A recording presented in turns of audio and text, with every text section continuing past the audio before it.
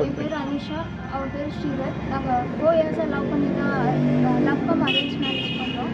Engagement எல்லாமே முறைப்படி தான் நடந்துச்சு. அவங்க வீட்டிலேருந்து எல்லோரும் வந்து என்கேஜ்மெண்ட் எல்லாம் பண்ணிட்டு தான் போனாங்க பெங்களூரில். இங்கே வந்து ரிசப்ஷன் அன்றைக்கி நைட்டு என்கிட்ட நல்லா ரிசப்ஷன் நைட்டு எல்லாம் சேர்ந்து உட்காந்து அவனை பேசினா தான் எங்கள் வீட்டிலேருந்து எல்லாருமே பார்த்துருக்காங்க. அதுவும் இல்லாமல் அவங்க வீட்டிலேருந்து அவங்க அக்காவோட ஹஸ்பண்ட் எல்லாம் வந்து எங்கள் அம்மாவெல்லாம் மிரட்டியிருக்காங்க. நைட்டு கல்யாணம் எப்படி நடக்கும்னு நான் பார்த்ததுனால மிரட்டியிருக்காங்க.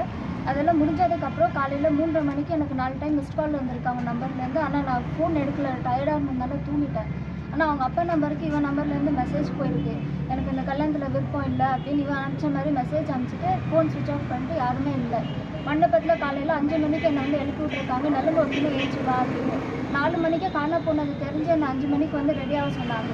நானும் ரெடி ஆகிட்டு வெளில போய் நிற்கிறேன், யாருமே வரல. நல்ல ஒருத்தருக்கு போய் பார்த்தா எல்லாம் கூட்டமாக நின்று பேசிகிட்டு இருந்தாங்க. என்னாச்சுன்னு போய் சண்டை போட்டு கேட்கவும், நீ பண்ண டார்ச்சரில் தான் ஓடிட்டா, 2 வருஷம் அவன் சம்பளம் வாங்கினதெல்லாம் நீ வாங்கிட்டு டார்ச்சர் பண்ணதுனால அவன் ஓடிட்டா அப்படின்னு அங்கேயே சொல்லிட்டாங்க. அதுக்கப்புறம் எவ்வளோ சண்டை போட்டு கேட்டு யாரும் எதுவும் சொல்லலை. அவங்க அப்பா வந்து எனக்கு முன்னாடி போலீஸ் ஸ்டேஷனில் போய் பையன் மிஸ் ஆகிட்டான் அப்படின்னு சும்மா கம்ப்ளைண்ட் கொடுத்துட்டு போயிட்டாங்க. அதுக்கப்புறம் நாங்களும் வெயிட் பண்ணிட்டு போய் போலீஸ் ஸ்டேஷனில் கம்ப்ளைண்ட் கொடுத்து எஃப்ஐஆர் எல்லாம் கொடுத்துட்டோம். இன்னையோட நான் பெங்களூர்லேருந்து கிளம்பி 17 டேஸ், கம்ப்ளைண்ட் கொடுத்து இன்னையோட 16 டேஸ் ஆகிடுச்சு. இது வரைக்கும் அவனை பற்றி எந்த டீட்டெயிலும் தெரியல. 3 டேஸ் பேக் அவனை கூப்பிட்டு வந்திருந்தாங்க. கூப்பிட்டு வந்து கல்யாணம் பண்ணிக்கிறேன்னு ஒத்துக்கிட்டு போனால் அதுக்கப்புறம் திருப்பி ஃபோன் ஸ்விட்ச் ஆஃப். அதுக்கப்புறம் எந்த டீட்டெயில்ஸும் இன்னும் தெரியல. இப்போ வந்து கேட்டால் டிஎஸ்பி ஆஃபீஸில் இன்னும் 3 நாள் 4 நாள் ஆகும், நான் தேடி கொடுக்குறேன்னு சொல்லிட்டு இருக்காங்க. நான் வந்து 16 டேஸ் ஆகிடுச்சு.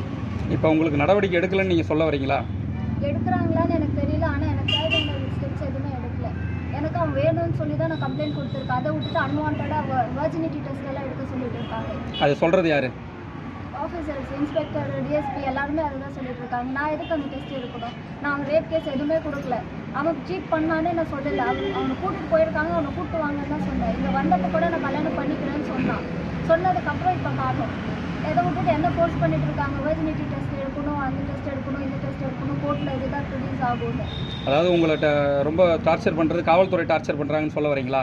ஆமாம், இன்ஸ்பெக்டர், லேடி இன்ஸ்பெக்டர்ஸ் எல்லாம் டெய்லி கால் பண்ணுறாங்க. 6 o'clock early morning கால் பண்ணி ஸ்டார்ட் பண்ணுறாங்க. சரி, ஓகே, தேங்க்யூ. 3 நாளைக்கு முன்னாடி உன்னை கூப்பிட்டு வந்தாங்கம்மா. அதான் உங்கள் கல்யாண தம்பியை கூப்பிட்டு வந்தாங்க.